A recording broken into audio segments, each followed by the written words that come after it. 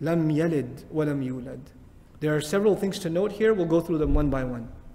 The first thing to note here, what is the connection between the previous ayah and Allah saying He did not give birth to anyone, He didn't father anyone, nor is He fathered Himself, nor is He, the old English term, He didn't beget, nor was He begotten. And I'm using was carefully because Allah doesn't say La yalidu wa la yuladu.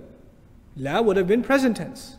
He does not beget, and He is not begotten. Allah used lam. And lam forces the meaning of a verb to the past tense. It forces, so I'm translating, He did not beget, He did not father, nor was He fathered. So the first thing we have to figure out is the benefit of the past tense in this ayah.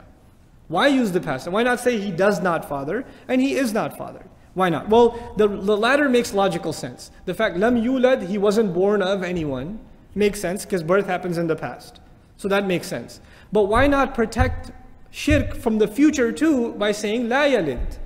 He does not give birth. Well, one of the problems with that would have been if you say He does not give birth, that doesn't necessarily negate that He did not give. He did not father. So that leaves room for shirk in the past. Leaves room for shirk in the past. That's one thing.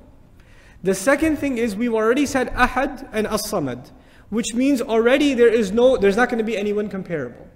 Having a child, what does it do? A human being begets a human being. A cat gives birth to a cat. A dog to a dog. An animal gives birth to an equal, to someone of the same species. We've already established he can't have a second. That's not possible for him.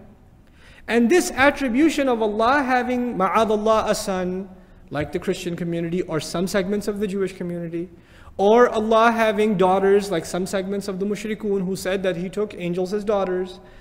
These attributes were not made of the present or the future. Where were these allegations made from?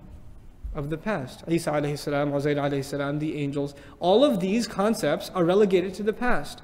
One of the benefits of this past tense is Allah is addressing the falsehoods of the religions that already occurred, and in it, like Abu Bakr al-Baqillani actually commenting on Lam Yalid said, in it there's a miracle of the Quran in regards to its predictions. There will be no other religion that claims that God has children that will ever take hold on the earth, like which religions already took hold? Christianity at the heart of it, right? Think of other religions that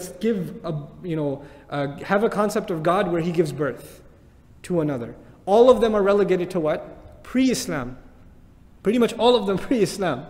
So now here Allah Azza wa Jalla addresses that with the problem that already occurs. The problem that already exists in the people, which is that He already had a child.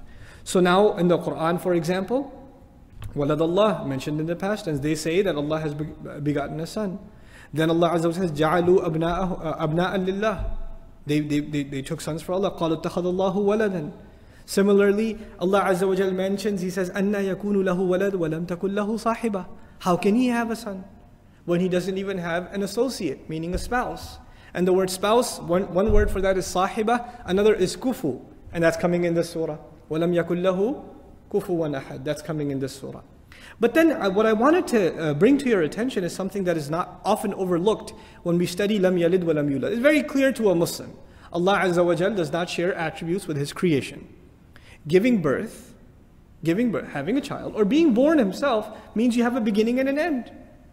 When you're born, you will also die. And when you were born, which means you didn't exist at some point. And that takes away from Godhood itself, from divinity itself. So we never attribute those things to Allah. That's very simple. But that's when we talk about Allah Azza wa Jal.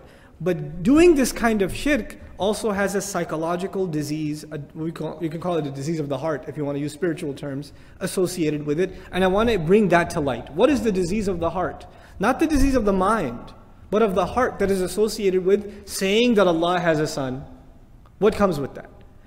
Look, I'll give you a worldly example. Imagine that you got a job and the boss is really strict, but the manager under the boss is your cousin.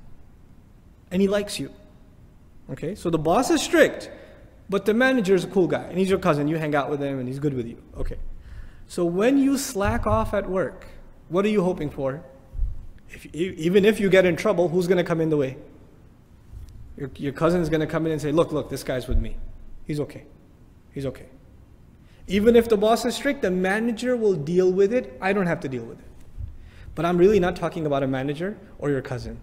I'm talking about why people do shirk. One of the core psychological reasons people do shirk. They figure Allah will exact justice. He created me, He gave me. I'm going to have to answer for the things He gave me. I don't know if I want to do that. But if he has a son, or he has someone he loves, and I make sure I make them happy, I don't have to make him happy, I just have to make them happy, then what's going to happen on the Day of Judgment?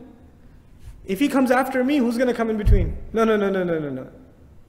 I got these guys. They're with me. It's okay. Let them slide. Right? That is the psychology of shirk. Now, the previous ayah said, the one who everyone should turn to is as-samad. What does it mean? The one who everyone turns to?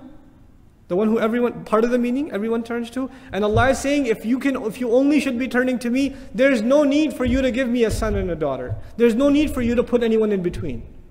Why did the mushrikun put idols in between? Why? Because they will make a good case before Allah. That's what they will do. Set someone up in between you and Allah. And by the way, even the Muslims who commit shirk, who go and worship graves and make dua to people that have passed away, why do they do that? Because they have haram businesses. They know they're doing really bad stuff. So they can't fess up to Allah. So what do? Let's set up someone in between. I'm going to donate like 50% of my liquor store earnings to this, to this grave over here, or this whatever temple. And then this guy, hopefully, will make a good case with me. For me. That's the psychology of shirk.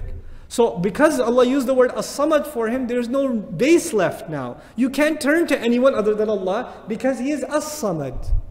He's the absolute one to be turned to. And so this is a logical continuity. This removes from the people the need to attribute such things to Allah Azza wa Jal.